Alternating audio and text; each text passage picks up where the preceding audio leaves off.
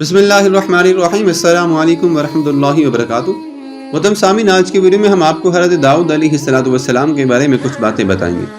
اللہ تبارک و تعالیٰ کے حکم کے مطابق حضرت موسیٰ علیہ السلام کے جانشین حضرت یوشع علیہ السلام اپنی قوم بنی اسرائیل کو لے کر فلسطین میں داخل ہو گئے۔ اللہ تبارک و تعالیٰ نے ان کو حکم دے رکھا تھا کہ جب وہ شہر میں فاتحانہ داخل ہوں تو مغرور اور متکبر انسانوں کی طرح داخل نہ ہوں، بلکہ وہ خدا کا شکر اور توبہ استغفار کرتے ہوئے داخل ہوں۔ لیکن ان لوگوں نے اللہ تبارک و تعالیٰ کے اس حکم کی پرواہ نہ کی اور اکڑ کر شہر میں داخل ہوئے۔ اس نافرمانی سے اللہ تبارک و تعالیٰ کا ان پر عذاب نازل ہوا اور وہ ہمیشہ کے لیے ذلیل اور رسوا بنا دیے گئے۔ اس کے بعد بنی اسرائیل میں بہت سے نبی ہیں، جن میں حضرت الیاس اور حضرت الیسع کے نام سے بھی کچھ انبیاء کا نام قابل ذکر ہے، لیکن حضرت موسیٰ علیہ السلام کی وفات کے کوئی 350 سال تک ان میں کوئی بادشاہ نہ ہوا اور نہ وہ کسی کو حکمران بنانے کو تیار تھے۔ اس کا نتیجہ یہ ہوا کہ یہ دوسری ہمسایہ قوموں سے ہمیشہ لڑتے رہتے تھے۔ اس زمانے میں ایک بادشاہ جالوت نے بنی اسرائیل کی تمام بستیوں پر قبضہ کر لیا۔ یہ بڑا ظالم اور جابر بادشاہ، اور اللہ تبارک و تعالیٰ نے اس ظالم اور جابر بادشاہ کا ذکر قرآن مجید میں بھی سورۃ البقرہ میں بیان فرمایا ہے۔ اللہ تبارک و تعالیٰ نے ارشاد فرمایا وَقَتَلَ داؤد جالوت۔ اس نے کیا کام کیا کہ بنی اسرائیل پر بے پناہ مظالم توڑے۔ اس وقت بنی اسرائیل میں حضرت شموئیل علیہ السلام کے حافظ بھی تھے اور اللہ تبارک و تعالیٰ نے ان کو نبی بھی بنایا تھا۔ چنانچہ قوم نے آپ سے درخواست کی کہ ان پر کوئی بادشاہ بنایا جائے جس کی سرداری میں ہم ظالموں کا مقابلہ کر سکیں۔ اس پر آپ نے فرمایا مجھے ڈر ہے کہ اگر تم پر کوئی بادشاہ مقرر کیا جائے اور وہ تم کو جہاد کا حکم دے تو تم جہاد سے انکار کر دو گے۔ بنی اسرائیل نے کہا کہ ہم اس ذلت سے اب بہت تنگ آ گئے ہیں۔ انہوں نے ہماری اولاد کو قید کر دیا، ہمیں ہمارے گھر سے بے گھر کر دیا۔ یہ کبھی بھی نہیں ہو سکتا کہ ہم جہاد سے انکار کر دیں۔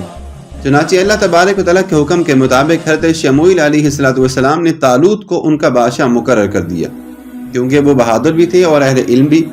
لیکن جن بنی اسرائیل نے سنا تو وہ اس پر اعتراض کرنے لگے اور وہ کہنے لگے کہ یہ تو بہت ہی غریب ہے، یہ کس طرح ہمارا بادشاہ ہو سکتا ہے۔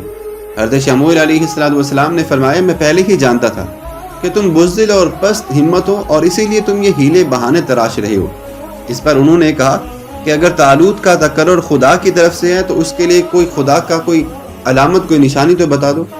حضرت شموئیل علیہ السلام نے فرمایا کہ تابوت سکینہ جو تم سے چھن گیا ہے، جس میں تورات اور حضرت موسیٰ اور حضرت ہارون علیہ السلام کے تبرکات موجود تھے، وہ طالوت علیہ السلام کی بدولت تمہارے پاس دوبارہ آ جائے گا۔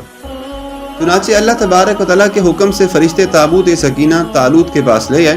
اب طالوت نے جالوت کے خلاف اعلان جنگ کر دیا۔ محترم سامعین، جالوت خود بھی ایک قوی ہیکل انسان تھا اور اس کے پاس جو فوج تھی وہ بھی بڑی قوی ہیکل تھی۔ مجاہدین خدا سے فتح اور نصر کی دعائیں مانگ رہے تھے۔ میدان جنگ میں پہنچ کر جالوت نے بنی اسرائیل میں سے کسی کو مقابلے کے لیے طلب کیا۔ بنی اسرائیل میں سے حضرت داؤد علیہ السلام جو لڑائی کی غرض سے نہیں آتے اور ان کی عمر بھی ابھی چھوٹی تھی، جالوت کے مقابلے کے لیے نکلے اور آتے ہی جالوت کا کام تمام کر دیا۔ بادشاہ کی موت نے مخالف فوج کے حوصلے پست کر دیے اور وہ بھاگ گئے اور بنی اسرائیل میں بہت ہر دل عزیز ہو گئے اور بعد میں خدا کے برگزیدہ پیغمبر اور بنی اسرائیل کے بادشاہ بنے۔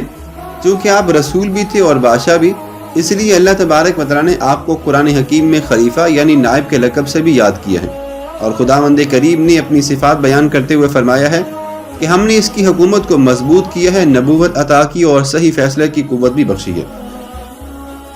محترم سامعین، حضرت داؤد علیہ السلام کے بارے میں اللہ تبارک و تعالیٰ نے پارہ نمبر 17 قرآن مجید سورۃ الانبیاء میں بھی تفصیلاً ذکر کیا ہے۔ اس کے علاوہ اللہ تبارک و تعالیٰ نے حضرت داؤد علیہ السلام کو یہ معجزہ بھی عطا فرمایا کہ لوہا ان کے ہاتھ میں نرم ہو جاتا تھا۔ اگرچہ آپ بادشاہ تھے مگر شاہی خزانے سے ایک پیسہ تک اپنے لیے نہ لیتے تھے، بلکہ زرہیں بنا کر فروخت کیا کرتے تھے اور اس طرح حلال کی کمائی کھا کر گزارا کیا کرتے تھے، کیونکہ نبی جو بھی خلق خدا کی خدمت کرتے ہیں وہ کسی معاوضے اور بدلے کے لیے نہیں کرتے، ان کا اجر تو ان کے خدا کے پاس ہوتا ہے۔ حضرت داؤد علیہ السلام کی زریں لڑائی میں بے حد مفید ثابت ہوئی، اس لیے جنگجو انہیں شوق سے خریدتے تھے۔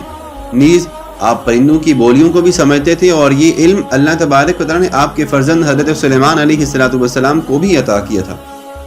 آپ کا ایک معجزہ یہ بھی تھا کہ جب آپ گھوڑے کی زیرین کسنا شروع کر دیتے تو اس سے فارغ ہونے تک ساری زبور کی تلاوت کر لیا کرتے تھے۔